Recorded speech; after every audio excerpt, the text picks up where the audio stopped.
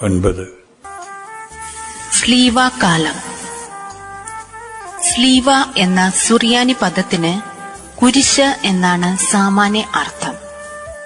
അങ്ങനെ വരുമ്പോൾ സ്ലീവാകാലത്തിന്റെ അർത്ഥം കുരിശുകളുടെ കാലം എന്ന് മനസ്സിലാക്കുന്നതിൽ തെറ്റില്ല. ജീവിതത്തിൽ നേരിടാനിടവരുന്ന കുരിശുകളോട് സഭാമക്കൾ സ്വീകരിക്കേണ്ട സമീപന രീതി ഏത് തരത്തിലുള്ളതായിരിക്കണം എന്ന ചിന്തയാണ് പ്രധാന ധ്യാന വിഷയമാക്കേണ്ടത്. ജീവിതത്തിൽ അനിഷ്ടകരമായ ഏതൊന്നിനെയും കുരിശുകളായി കാണാനുള്ള ഒരു പ്രവണതയും അവയെ തള്ളിക്കളയാനും മാറ്റി നിർത്താനുമുള്ള ഒരു ത്വരയുമാണ് സാധാരണ മനുഷ്യരിൽ സാമാന്യമായിട്ട് കാണാനിടവരിക.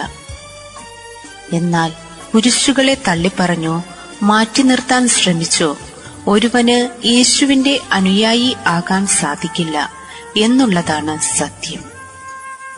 കിരീടമണിയാൻ ആഗ്രഹിക്കുന്ന ഏതൊരുവനും അവശ്യം കുരിശുകളുടെ പാതയിലൂടെ നീങ്ങാനിടവരണം എന്നുള്ളതാണ് ക്രിസ്തുവിന്റെ ദർശനം തന്നെ.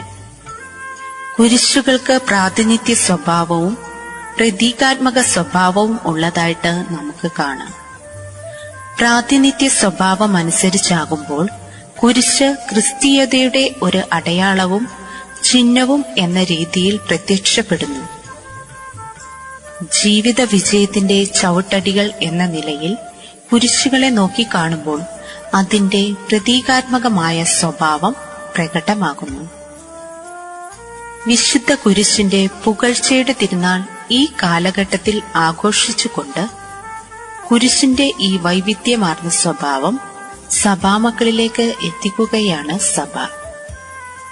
4 ആഴ്ചകളിലായി വിഭജിക്കപ്പെട്ടിരിക്കുന്ന സ്ലീവാകാലത്തിലെ ഞായറാഴ്ചകളിൽ ദേവാലയത്തിൽ ദിവ്യബലി മധ്യേ പാരായണം ചെയ്യുന്ന സുവിശേഷ ഭാഗങ്ങളെ അടിസ്ഥാനമാക്കിയുള്ള പ്രഭാഷണങ്ങളാണ് ഇതിന്റെ ഉള്ളടക്കം.